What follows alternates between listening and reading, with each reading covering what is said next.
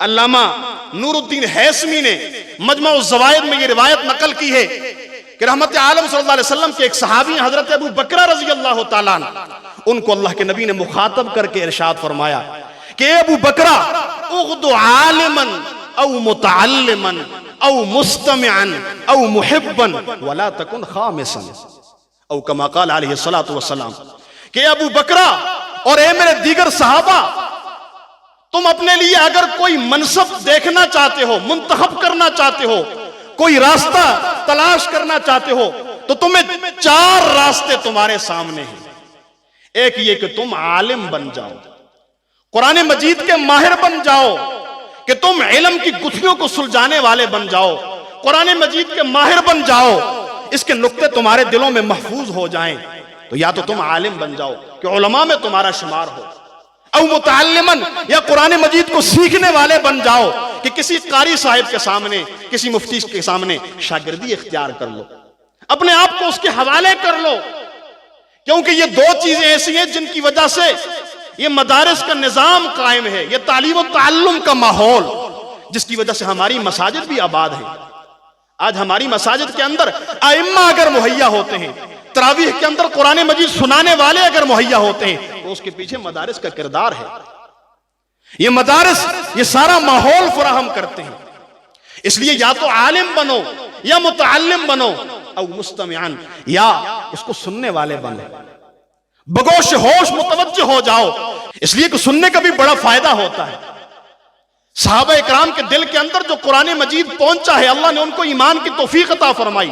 حضرت حمزہ، حضرت عمر ابن خطاب رضی اللہ تعالیٰ عنہ، دیگر صحابہ اکرام، ان کے دلوں میں اگر ایمان آیا ہے تو سننے کی وجہ سے آیا ہے۔ اور چوتھا منصب کیا ہے، چوتھا راستہ کیا ہے، او محبن۔ بہت سے لوگ ایسے ہوں گے جو یہاں پر کسی عذر کی وجہ سے نہیں آ سکے ہوں گے، لیکن ان کے دلوں کے اندر ہم یہ امید رکھتے ہیں، ہم یہ اچھا گمان رکھتے ہیں کہ وہ قرآن مجید کے ساتھ، علماء کے ساتھ محبت کرنے والے ضرور ہوں گے۔ اور یہ محبت ہی ہوتی ہے جو انسان کو دین کی طرف آمادہ کرتی ہے۔ اور پھر آگے اللہ کے نبی نے فرمایا وَلَا تَكُنْ خَامِسًا، اپنے لیے 5واں راستہ تلاش نہ کرنا، 5ویں چیز تلاش نہ کرنا۔ اس حدیث کے راوی فرماتے ہیں کہ وہ 5ویں چیز کیا ہے کہ علماء اور علم سے بغض کرنا، یہ 5ویں چیز ہے، کیونکہ اگر تم اس راستے پر آؤ گے فتہلکا، پھر تم ہلاکت کو اپنے لیے مقدر بنا دو گے۔ تو اللہ تعالی ہمیں علم سے، علماء سے، بغض سے بچائے۔ تو یہ جو مدرسہ یہاں پہ آباد ہے، اس کی قدر کریں، علماء کی قدر کریں، ان کے ساتھ تعاون کریں، ان کے ساتھ محبت کریں۔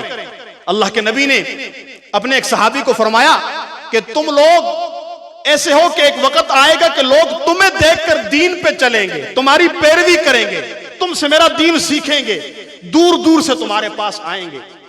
فَإِذَا أَتَوْكُمْ فَاسْتَوْصُوا بِهِمْ خَيْرًا، جب یہ لوگ دور دراز سے تمہارے پاس آئیں تو پھر تم ان کے ساتھ حسن سلوک کرنا، اچھائی کا معاملہ کرنا، اپنے ماتھے پر شکن نہ لانا، بلکہ دامے درمے سخنے ان کے ساتھ تعاون کرنا، ان کو علم سکھانا، علم کے اندر بھی بخل نہ کرنا، اور جان مال خرچ کرنے کے اندر بھی بخل نہ کرنا۔ محبت کریں گے علماء اور اہل علم سے تو اللہ رب العزت مجھے اور آپ کو ان باتوں پر عمل کرنے کی توفیق عطا فرمائے۔ بس یہ مختصر بات ہی میں نے کرنی تھی۔ سبحانک اللہم و بحمدک، اشہد ان لا الہ الا انت، استغفرک و اتوب الیک۔